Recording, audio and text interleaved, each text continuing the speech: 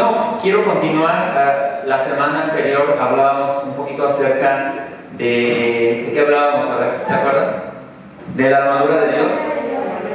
Y veíamos cada uno de los componentes de la armadura de Dios y vemos cómo todo esto que Dios nos ha dado es para que nosotros podamos vivir, para que nosotros podamos ser una expresión de Él aquí en esta tierra. Y hoy quiero desglosar un poquito más esta porción de la Escritura y quiero hablarte acerca de la verdad y de la justicia. Es importante que cada uno de nosotros, como hijos de Dios, seamos entendidos en la verdad y la justicia. Y quiero tomar como cita base Efesios 6:14, que cita de la siguiente manera: defiendan su posición poniéndose el cinturón de la verdad y la coraza de la justicia de Dios. Y realmente esto es necesario que nosotros lo entendamos, porque necesitamos defender nuestra posición como hijos de Dios. Algo que dentro del cristianismo no se ha entendido o no se ha tenido claro es la posición que tenemos como hijos de Dios. No es solamente una ovejita. Yo sé que anteriormente se decía que eres una ovejita, ¿verdad? Y la ovejita tenía que correr hacia el pastor y el pastor era el que los llevaba, los alimentaba. ¿Saben qué generó eso en la iglesia? Una dependencia de un hombre. Pero realmente nosotros tenemos que entender que Dios nos ha constituido hijos. Nosotros somos hijos de Dios. Nosotros somos ciudadanos del reino de los cielos. Nosotros somos el cuerpo de Cristo. Y para esto la verdad y la justicia son muy importantes, porque cuando un hijo de Dios, un ciudadano del reino de los cielos o el cuerpo de Cristo entiende lo que es la verdad, cuando un hijo de Dios entiende lo que es la justicia, realmente se convierte en alguien que tiene la capacidad, que tiene la facultad, que tiene el poder de extender el reino de los cielos. Como hijos de Dios, y lo mencionábamos la semana pasada, nosotros debemos de saber que nuestra fortaleza proviene de Dios, que nuestra fortaleza proviene de la comunión que nosotros tenemos con nuestro Dios. Nosotros estamos unidos a Dios. Eso es un hecho real para cada hijo de Dios. Nosotros estamos unidos a Dios, tenemos comunión con Dios. Y tu comunión con Dios, o la comunión que un hijo de Dios tiene con Dios, no depende de que si es bueno o es malo. Depende de la obra que Él hizo.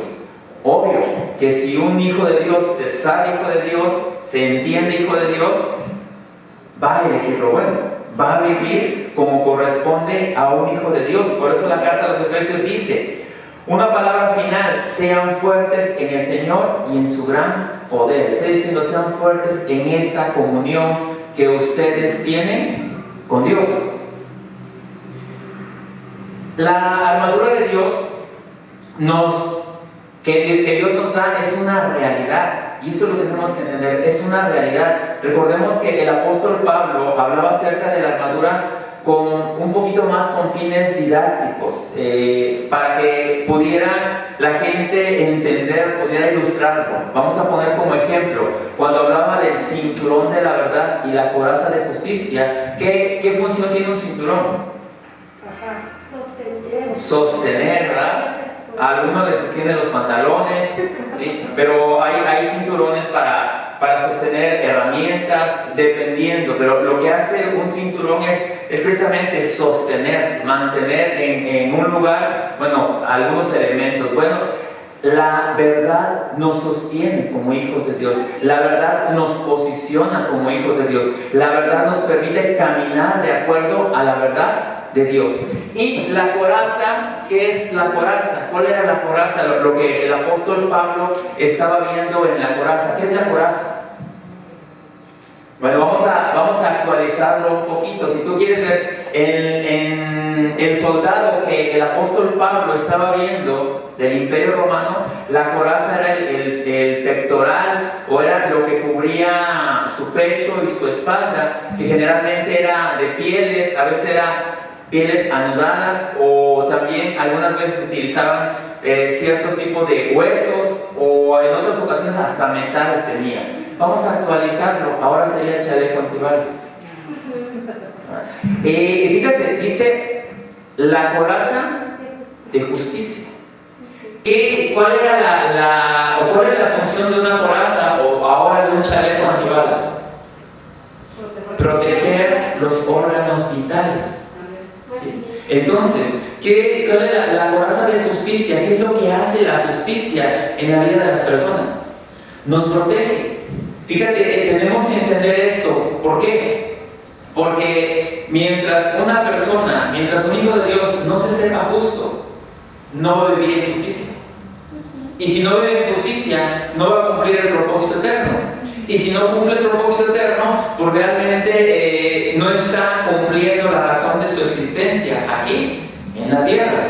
Por eso es importante que cada hijo de Dios se sepa justo.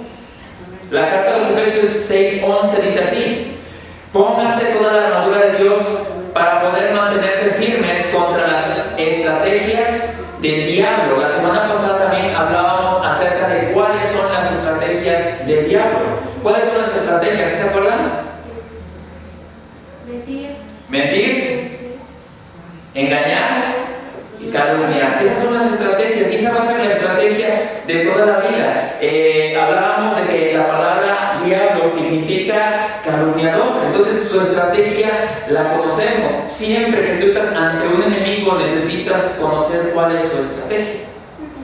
Porque cuando sabes cuál es la estrategia vas a saber por dónde tú te vas a defender. Por lo tanto, necesitamos entender, dice, ponernos toda la armadura de Dios, pero lo decíamos, la armadura de Dios no es de que tú te levantas por la mañana, lees Efesios 6:10 y lees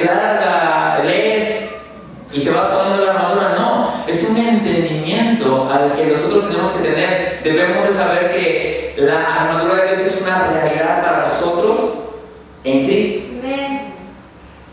Y tenemos que entender también que nuestra lucha, dice la Escritura, no es contra carne ni sangre. Hablábamos que nuestra lucha o la mayor batalla que nosotros tenemos es contra sistemas de pensamiento, contra el pensamiento del mundo, que es un pensamiento totalmente anticristo o que va contrario a la voluntad de Dios. Esa es nuestra lucha, esa es la lucha que nosotros tenemos todos los días como hijos de Dios. Pero mientras tú te sepas y camines en la verdad, tú vas a elegir y vivir por la verdad. Mientras tú te sepas justo, no va a haber ninguna condenación que venga a tu vida, porque esa es la estrategia del enemigo. ¿Qué pasa cuando una persona peca? ¿Qué es lo primero que hace una persona que se congrega y de repente peca, de repente roba al blanco? ¿Qué es lo primero que hace una persona que peca? Se aleja de Dios. El domingo yo no voy a ir a la iglesia. ¿Por qué? Porque me siento indigno, porque me siento culpable. ¿Eso es lo que dice la Escritura? No. Eso no es lo que dice la Escritura. Dice, y si pecares, abogado tienes para con el Padre, a Jesucristo el justo. Pero algo que tenemos que entender y saber es que todos nuestros pecados fueron pagados por Él. Amén. Nuestra vida debería ser una vida de agradecimiento a Él. Y en ese agradecimiento, nuestro anhelo o nuestra vida debería ser una expresión de Él, vivir de acuerdo a la voluntad de Él. Y por eso es que la Escritura dice, pónganse toda la armadura de Dios, Efesios 6:13.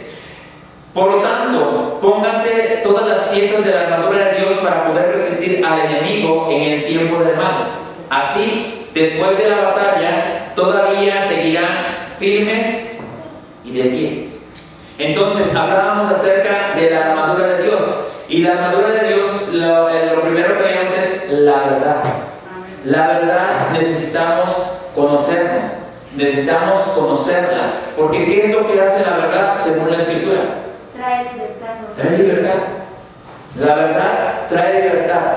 La justicia, la paz, la fe, la salvación, la palabra de Dios y la oración. Todo esto es parte de nuestra realidad en Cristo. Es una realidad ya para nosotros, no es algo que estamos esperando, sino es algo que ya tenemos, pero ahora tenemos que caminar en esa verdad. Y buscaba un poquito acerca de lo que es la verdad, y algo que tenemos que entender en primer lugar, que la verdad es divina. Y está por encima de las opiniones de los hombres, por prudentes y piadosos que estos sean. Entonces tenemos que entender que la verdad tiene un origen divino. La verdad está muy por encima, porque podemos ver que para muchas personas tienen su verdad y piensan que es una verdad y caminan y dicen que lo que ellos tienen es la verdad, pero de acuerdo a los estándares divinos todo eso es mentira. De hecho, la religión proclama tener una verdad, pero la verdad tiene un origen divino. La verdad es el camino real a la libertad, porque la verdad trae libertad. La Escritura en el Evangelio según San Juan, en el capítulo 8:32, cita de la siguiente manera: y conocerán la verdad, y la verdad os hará libres. Ahora, ¿libres de qué? Si cuando Jesús declaró estas palabras, conocerán la verdad y la verdad os hará libres, se las declaró a los judíos, se los declaró a gente que conocía la Escritura, a gente que había tenido un trato preferencial de parte de Dios. Ellos dijeron: jamás hemos sido esclavos de nadie. Jesús continuó diciéndoles: el que comete pecado, esclavo es del pecado. Hay hábitos, costumbres que la gente tiene y es esclavo de eso. Pero cuando tú conoces la verdad trae libertad a tu vida. Hay modelos de pensamientos en los cuales en algún momento estábamos y los abrazábamos y decíamos que sí, eso es verdad, pero realmente a la luz de la palabra nos damos cuenta que eso no lo es.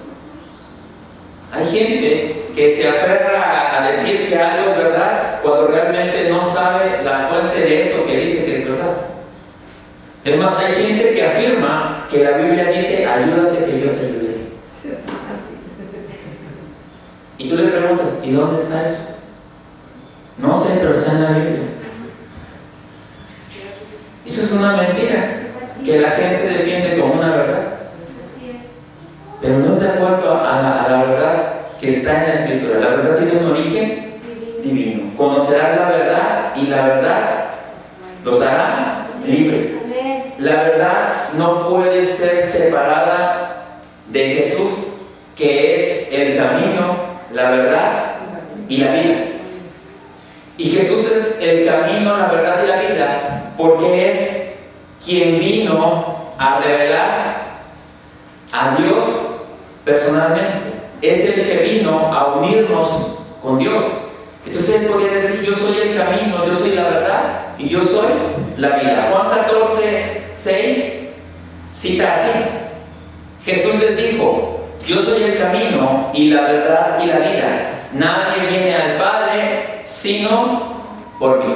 Entonces él está declarando que él es la verdad, que él es el camino y que él es la vida, y que nadie puede alcanzar al Padre si no es por medio de él. Chequen ustedes qué dice la religión: yo te salvo de esta manera, o a través de que tú hagas esto, tú te vas a salvar. ¿Pero qué dijo Jesús? ¿Qué dijo la verdad?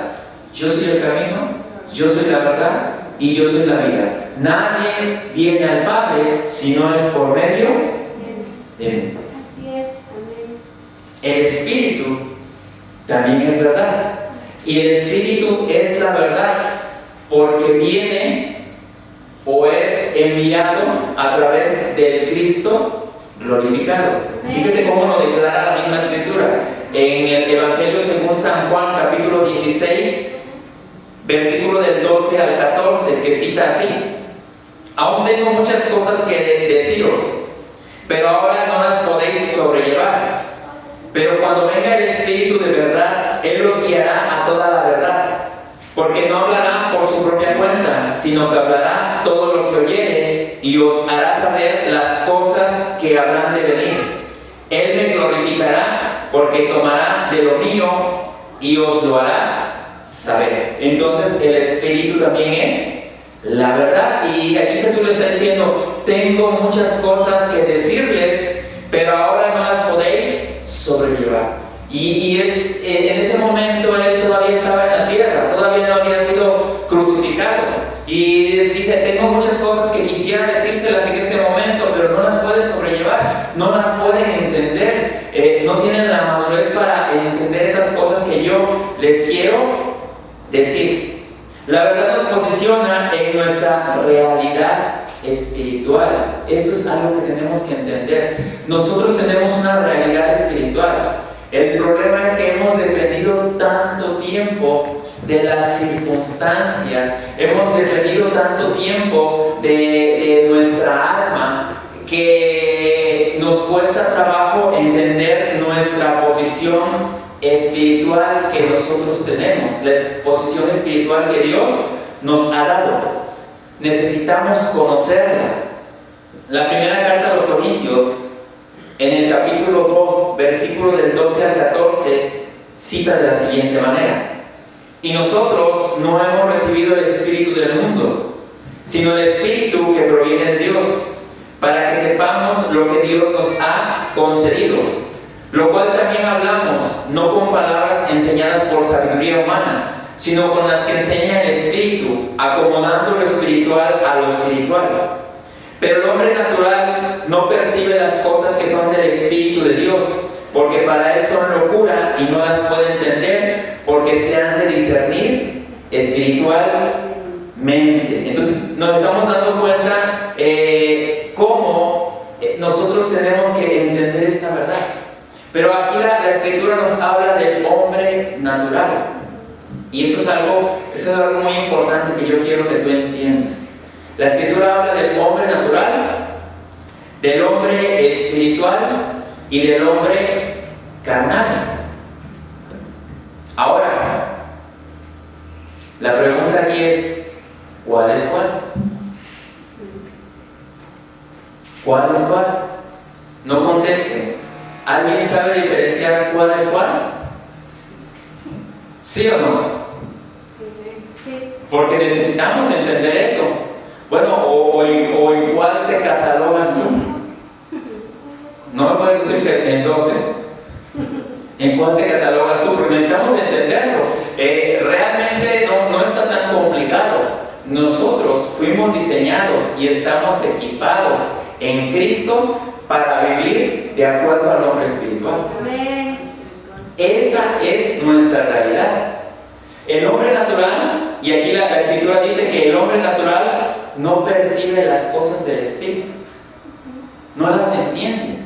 ¿Qué quiere decir? El hombre natural es aquel que está ajeno de la vida de Dios. El hombre natural es aquel que no ha recibido a Cristo como Señor y Salvador. Por lo tanto, no puede entender las cosas espirituales. En otras versiones habla acerca del hombre natural, dice el hombre animal. Lo está rebajando al nivel de solamente creación. Así es. Aquel que no ha recibido a Cristo, aquel que no tiene a Cristo como Señor y Salvador, está al nivel de toda la creación. Es creación de Dios, pero no tiene otra parte con Dios, aunque el recurso de salvación, el recurso para ser hijo y para poder ser espiritual, está de parte de Dios, porque ya es una obra consumada en Cristo Jesús. Así es. Pero el hombre natural no tiene nada que ver con Dios. El hombre espiritual tiene los cielos abiertos. El hombre espiritual tiene la vida del Espíritu. El hombre espiritual tiene comunión con Dios. El hombre espiritual tiene el potencial. El hombre espiritual está potencialmente creado para ser una expresión celestial aquí en la tierra. Amén. Esa es la realidad del hombre espiritual. Pero entonces, ¿dónde queda el hombre carnal? ¿Dónde queda? Está gobernado. El hombre carnal, fíjate, si tú pensabas que el hombre carnal a veces, los pecadores carnales, no. A quien el apóstol llama carnales, esa gente que está dentro de la misma iglesia. Así es. Un carnal no es aquel que no conoce a Dios. Un carnal es aquel que conoce a Dios, que tiene el potencial para vivir como Dios lo diseñó, que tiene todos los elementos, que tiene todos los recursos, que tiene todo para poder vivir dentro de los parámetros establecidos por Dios y que decide, y atendemos esto, que decide vivir o satisfacer los deseos de su carne. Wow. Ese es un carnal. Eso dice la Escritura. Primera carta a los Corintios. Aquí nos va a dar un poquito, no voy a profundizar mucho, pero necesitamos entender esto, porque a veces pensamos que los carnales son los que no conocen a Dios. No, los carnales están dentro de la misma iglesia. Ese es el problema, y eso es lo que al apóstol no le cabía en la cabeza. ¿Cómo es posible que ustedes, que han sido diseñados para vivir espiritualmente, para llevar la vida del Espíritu, sigan comportándose de una manera carnal? Eso está fuera del diseño, eso es un antidiseño. Y escucha lo que dice la primera carta a los Corintios, capítulo 3, versículo del 1 al 6, que dice así: de manera que yo, hermanos, no puedo hablaros como a espirituales, sino como a carnales, como a niños en Cristo. Me detengo aquí. Un carnal es un niño en Cristo. ¿Y cuáles son las características de un niño? Berrinchudo. ¿Cómo sabe tanto, doctora? Berrinchudo. ¿Cuáles son las características de un niño? Desobediente, inmaduro, juguetón, todo quiere, irresponsable, todavía tiene cierto grado de irresponsabilidad. Sí, y podemos entonces, fíjate lo que el apóstol Pablo les está diciendo: no puedo hablarles de otra manera. Dice: de manera que yo, hermanos, no puedo hablaros como a espirituales, sino como a carnales, como a niños en Cristo. Os di a beber leche y no vianda, porque aún no erais capaces, ni sois capaces todavía. Porque aún sois carnales, pues habiendo entre vosotros, fíjate, aquí va a dar unas características acerca de los carnales. Dice: no puedo hablarles de otra manera porque todavía son carnales. Dice: habiendo todavía entre vosotros celos, contiendas y disensiones. ¿No sois carnales? Y andáis como hombres. O sea, está diciendo: andáis como hombres naturales. Andan como gente que no conoce a Dios. Eso les está diciendo el apóstol Pablo. Dice: porque diciendo uno, yo ciertamente soy de Pablo, y el otro, yo soy de Apolos, ¿no sois carnales? ¿Qué pues es Pablo y qué es Apolos? Servidores por medio de los cuales habéis creído, y eso según lo que a cada uno concedió el Señor. Yo planté, Apolo regó, pero el crecimiento lo ha dado Dios. Y está dando aquí solamente así como que una probadita de lo que es carnalidad. Y esto, celos, contiendas, pues es lo básico, pero de ahí podemos ir creciendo y analicemos nuestra vida y analicemos si hay un grado de carnalidad en nosotros. O sea, los carnales no están afuera. Los carnales están dentro de la misma iglesia. Los carnales son gente que no ha querido madurar. Los carnales son gente que no ha querido tomar su responsabilidad. Los carnales son gente que han decidido, porque aquí ya no es de que, el pecado me llevó, ¿verdad? Me arrastró, era tan fuerte la tentación que no me pude resistir. No, o sea, realmente dice que la Escritura dice que el poder del pecado fue quitado de nosotros. Así es. Y escucha esto, atiende esto. El carnal es un pródigo. ¿Se acuerdan la semana anterior que hablábamos acerca del hijo pródigo? Sí. ¿Cuál es una característica de un hijo pródigo? Derrocha todo lo que Un pródigo desperdicia su herencia, desperdicia todo aquello que le fue dado. Escucha esto, un carnal es un pródigo que desperdicia su posición en Cristo. Ese es un problema. Por eso no debemos de vivir como carnales, porque la verdad nos posiciona en vivir en el hombre espiritual. La verdad nos permite desarrollarnos como hijos de Dios. La verdad nos permite caminar en Cristo. La verdad nos blinda de todo engaño. La verdad hace a un lado todo engaño y nos permite enfocarnos en lo que es verdadero, lo que es justo, todo aquello que pertenece a Dios. Eso es la verdad. La justicia es un atributo esencial de Dios. ¿Qué quiere decir esto? Que Dios lo tiene en un grado perfecto, es su esencia. Dios es justo por naturaleza. Esa es su esencia, es parte de Él. ¿Sí? Pero para nosotros la justicia es un regalo de Dios. Y recuerden, no estamos hablando de la justicia según la tierra, porque según la tierra, la justicia, o según las leyes de la tierra, la justicia es darle a cada quien lo que merece. Ahora la pregunta es, ¿Dios aplicó, basado en esos parámetros de lo que te acabo de decir, Dios aplicó la justicia según los parámetros de la tierra de nosotros? No. Porque la Escritura dice que la paga del pecado es muerte, pero dice, más la dádiva de Dios es vida eterna en Cristo Jesús. Entonces Dios no aplicó la justicia a nosotros. Dios nos impartió justicia. Dios lo que aplicó para nosotros es su gracia. Dios lo que nos dio es el regalo de su gracia. Así es, amén. Pero jamás nos aplicó la justicia según los términos humanos, pero nos impartió justicia. Fíjate lo que dice la carta a los Romanos en el capítulo 3, versículo 10. Como dicen las Escrituras, no hay un solo justo, ni siquiera uno. Y esto también lo tenemos que entender de acuerdo a los parámetros de la ley. Antiguo pacto, nadie podía llegar a ser justo por sus propios méritos. ¿Sí? Y por eso la carta que los Romanos dice, como dice la Escritura, no hay un solo justo, porque nadie podía cumplir las exigencias de la ley. Pero recordemos, nosotros no estamos bajo la ley, estamos bajo la gracia. Amén. Dios ha revelado su justicia con la eliminación del pecado y del estado con el que estaba conectado el pecado en el hombre.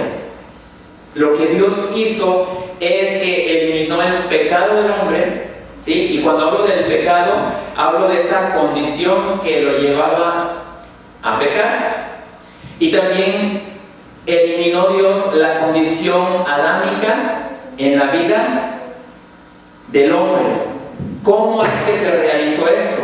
Esto se realizó asumiendo el Hijo de Dios naturaleza de hombre. Vemos que Jesús vino a la tierra y se hizo hombre, ¿verdad? Y vino a ser parte o a formar parte de la raza humana, aunque sin pecado alguno en él. Esto sí lo tenemos claro y lo entendemos. Ok. Y tomando en la cruz el lugar del hombre bajo la maldición de la ley. Y esto también lo tenemos, lo entendemos, lo que Dios hizo, ¿verdad? Tomó el lugar del hombre, llevó a la naturaleza adámica también a la cruz y la clavó ahí en la cruz.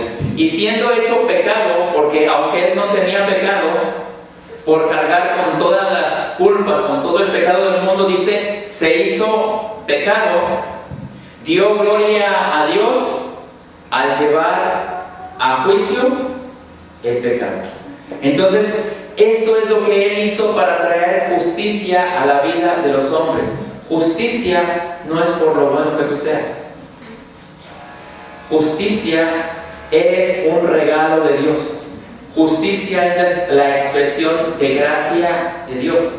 Y fíjate el nivel al que nos lleva la justicia. ¿Sabes cómo te ve Dios ahora que Él ha derramado su justicia en ti? ¿Sabes cómo te ve? Como si nunca hubieses pecado. La pregunta aquí es, si Él te ve así, si Él te dio su justicia, si Él te posicionó así, ¿cómo deberías de vivir tú? En agradecimiento. Así es. En lo que menos deberías de pensar es en hacer algo que ofenda la voluntad de Dios. Amén. Es en lo que menos deberías de pensar.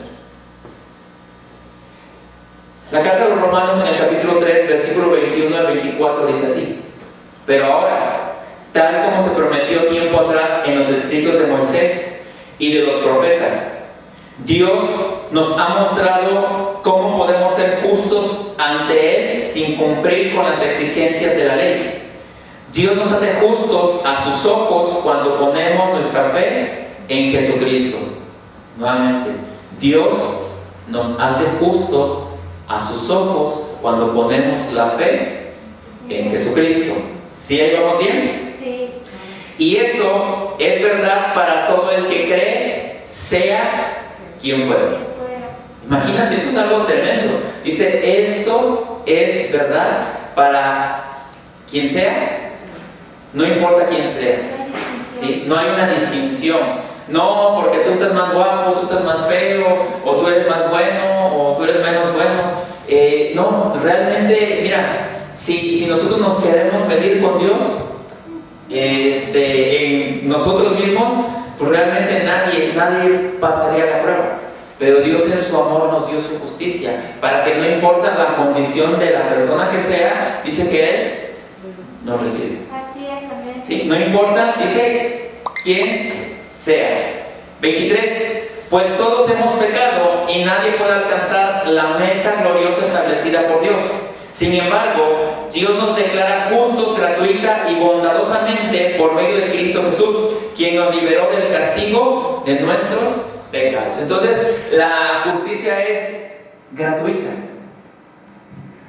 La justicia de parte de Dios es gratuita para todos nosotros. Amén. Es un regalo de Dios, es un don de Dios, es gratuita para todos nosotros. La justicia nos permite, ahora sí, la justicia nos permite tener comunión con Dios. ¿Escuchó usted en algún momento esta porción de la Escritura que no hay comunión entre la luz y las tinieblas? Sí. Efectivamente, no la hay. Pero tú ya no estás en tinieblas. Ahora la luz ha venido a tu vida. Amén. Entonces ahora tú sí tienes comunión con Dios. Y esa comunión con Dios es permanente. Así es. Lo creas o no lo creas. Gloria a Dios. La comunión Amén. tuya con Dios es permanente. Ahora, si no lo crees, es como que te sientes así medio sucio, por así decirlo, realmente pues te sientes tú, pero de parte de Dios dice, tú te puedes acercar confiadamente a mí. Amén. Porque no tiene que ver con lo que tú haces, tiene que ver con lo que yo ya hice. Así es, amén. Ahora, el hombre necesita aprender a verse en Cristo. Así es. O sea, siendo bien sinceros, tú te levantas por la mañana, te ves al espejo, analizas tu vida, a lo mejor el día de ayer, ¿realmente por tus acciones serías digno? ¿No? ¿No? Un enojo, una palabra, un pensamiento. Si tuviéramos que ser examinados así por Dios y contar nuestra justicia, realmente no damos el ancho. No. Por eso es que Él tuvo que intervenir y nos tuvo que impartir su justicia. Amén. Entonces nosotros damos el ancho en Él. Así es. Pero te digo, alguien que entiende justicia empieza a vivir de una manera que agrada a Dios. Así es. ¿Por qué? Porque entiende la justicia, lo que es, la posición que nos da la justicia, pero también que fuimos creados para obras de justicia, Amén. para hacer una expresión de la justicia. Entonces la justicia nos permite tener comunión con Dios. Primera carta de los Corintios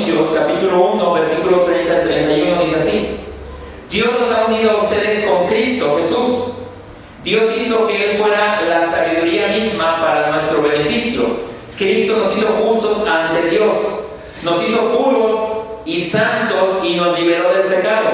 Por lo tanto, como dicen las Escrituras, si alguno quiere jactarse, que se jacte solamente del Señor. Amén. Nuevamente la Escritura está diciendo aquí que Dios nos hizo puros y santos y nos liberó del pecado. ¿Quién hizo eso? Dios. Dios. ¿Lo hiciste tú? No. ¿Lo hizo tu oración? No. ¿Lo hicieron tus buenas obras? No. ¿Quién lo hizo? Dios. Dios. Dice, entonces, si alguien quiere jactarse de que es bueno, de que es puro, de que no comete pecado, dice que se jacte de Dios. Así es. ¿Por qué? Porque Él es el quien lo hizo así. Justicia es estar en paz con Dios en lo que respecta al pecado. Amén. O sea, Dios dice, yo no tengo problema contigo en cuanto al pecado. Porque el problema del pecado tuyo, mi hijo ya lo resolvió en la cruz. Ahora lo que tú tienes que entender es conocer la verdad para que la verdad te haga libre y abrazar la justicia para que la justicia te proteja del engaño del enemigo. Así es. La justicia es el regalo de Dios, el Padre, a los hijos de Dios, que nos permite tener comunión con Él y vivir bajo su guianza. Alguien que entiende justicia comienza a vivir bajo la guianza de Dios. Fíjate lo que dice la segunda carta a los Corintios en el capítulo 5, 21. Al que no conoció pecado, por nosotros lo hizo pecado, para que nosotros fuésemos hechos justicia de Dios en Él. ¿Quién es el que no conoció el pecado? Cristo. Dice, lo hizo pecado. Entonces, el que tú seas justo, no te costó, pero sí costó. Así es. Le costó a Él. Y por lo tanto, tú necesitas valorar eso. Otra cosa, quien nos convence de justicia es el Espíritu Santo. Amén. Juan 16, versículo del 7 al 12 dice así: en realidad es mejor para ustedes que me vaya, porque si no me fuere, el abogado defensor no vendría. En cambio, si me voy, entonces se lo enviaré a ustedes. Y cuando Él venga, convencerá al mundo de pecado, de la justicia de Dios y del juicio que viene. Fíjate, el que convence al mundo de pecado, ¿quién es? El Espíritu. El Espíritu. Él es el que convence al mundo de pecado. A nosotros nos corresponde orar por las personas para que ellas se entiendan, para que ellas, el Espíritu los pueda convencer. Entonces, el que convence de pecado es el Espíritu. Y el que convence de la justicia también es el Espíritu. Y eso es algo que tenemos que entender. Dice, qué bueno que la Escritura lo explica. Dice, versículo 9: el pecado del mundo consiste en que el mundo se niega a creer en mí. Ese es el pecado del mundo, que no quiere creer en Dios, no quiere creer en Jesucristo. ¿Sí? ¿Hasta aquí vamos bien? Sí. 10. La justicia está disponible porque voy al Padre y ustedes no me verán más. Él estaba diciendo, voy a consumar mi obra y yo voy al Padre, y por lo tanto, como yo voy al Padre, ahora les imparto a ustedes mi justicia. La justicia está disponible para todos. 11. El juicio vendrá porque quien gobierna este mundo ya ha sido juzgado. ¿De quién estáis hablando? Satanás. De Satanás. Esa es otra cosa que también tenemos que entender. Él ya fue juzgado y fue declarado culpable y fue vencido. Por lo tanto, no tiene ningún poder sobre la vida de los hijos de Dios. El único poder que tiene es el que los hijos de Dios le permiten, que es cuando Él calumnia, engaña y miente. El problema es que si un hijo de Dios no conoce la verdad, ¿qué va a creer? La mentira. Las mentiras. Ese es el único poder que tiene el diablo sobre la vida. Que él dice, es que el diablo me tentó, y es que el diablo me zarandeó. Pues te zarandeó tu ignorancia de la Escritura. Sí. Tu ignorancia en tu posición en Cristo. Esto es una realidad. O sea, el diablo no te puede zarandear. No lo puede hacer. Porque eres un hijo de Dios. Entonces, si tenemos comunión con Dios y Dios está con nosotros, Dios está en nosotros, ¿qué te puede hacer el diablo? Nada. No tiene ningún poder sobre ti como hijo de Dios. Pero si tú todavía tienes miedo al diablo, pues déjame decirte que sigues viviendo en la mentira, en un engaño. La palabra de justicia es alimento sólido. Eso es algo que también tenemos que entender. La palabra de justicia es alimento sólido. Y una característica del alimento sólido es que solamente se le da a los maduros. ¿Por qué? Porque darle a un niño recién nacido una rachera, aunque se la sirvas con nopales y frijoles, ¿qué va a pasar? Le hace daño. Lo vas a matar. ¿Sí? Entonces, ¿qué se le da a un niño? Leche, papilla, alimento digerido. Pero, alimento que pueda digerir, no digerido, que pueda digerir. Entonces, si te das cuenta, la palabra de justicia es alimento sólido. ¿Por qué? Porque nos lleva a una madurez, pero también, no solamente cuando tú comes alimento sólido, te sirve en tu organismo. Y esto te da energías. Te permite realizar todas las actividades que tú tienes que realizar. No puedes, porque si tú guardas todo ese alimento, ¿qué pasa? Enfermo. No somos un almacén ni somos una bodega. No, es antinatural. Es más, alguien que se dedica a almacenar alimento, ¿qué pasa? Se enferma, termina enfermándose. Entonces, nosotros no somos una bodega. Aún así, como hijos de Dios, nosotros no podemos nada más llenarnos de palabra de Dios, conocimiento de la palabra de Dios, sin que exista un fruto, sin que haya una expresión. No puede ser de esa manera. Porque Dios no nos ha diseñado para que seamos solamente una bodega. Al contrario, dice que nos impartió su luz para que nosotros seamos luz, para que seamos una expresión aquí en la tierra. Hebreos 5, del 13 al 14 dice así: y todo aquel que participa de la leche es inexperto en la palabra de justicia, porque es niño, pero el alimento sólido es para los que han alcanzado madurez, para los que por el uso tienen los sentidos ejercitados en el discernimiento del bien y del mal. Entonces, el alimento sólido es para los maduros, pero una característica de los maduros es que dice el uso. El uso lo que hace, o el ejercicio hace que tengamos los sentidos ejercitados. Que en automático tú haces las cosas, ¿verdad? Que si alguien viene y te dice, oye, necesito que tú me ayudes, tú sepas entender si realmente esta persona necesita una ayuda, si realmente es algo que va a ayudarle a esta persona o lo vas a hundir más. Entonces, el mismo uso te permite tener los sentidos ejercitados para saber si vas a hacer lo correcto o estás haciendo lo incorrecto con una persona. O un pensamiento o una decisión de momento, ¿sí? Algo que sea momento. Entonces, si te ha pasado que hay gente que está clavando un clavo y de repente se pega en el dedo y recita, ¿sí? Pero si tú tienes los sentidos ejercitados, no vas a decir todo ese tipo de cosas, porque has aprendido a frenar tu boca, porque has aprendido a hacer. Pero yo he escuchado, y realmente necesitamos tener los sentidos ejercitados en el discernimiento del bien y del mal. Si en algún momento no tienes nada bueno que decir, no digas nada. Si no es correcto lo que vas a hacer, no lo hagas. Aprende a decir no. Generalmente la gente no sabe decir no. Ay, sí, ¿cómo le voy a decir que no? Si es mi compadre. Pues puede ser quien sea. Si no es correcto y tú tienes los sentidos ejercitados, en el momento tú dices no. Una característica de la justicia es el uso y la práctica de un maduro.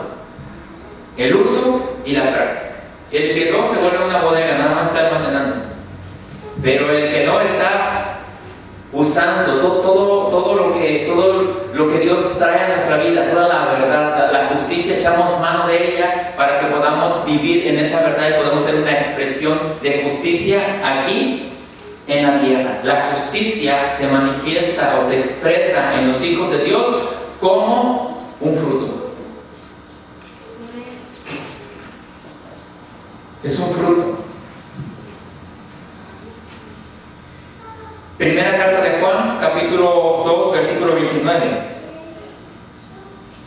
Si sabéis que Él es justo, sabed también que todo el que hace justicia es nacido de Él.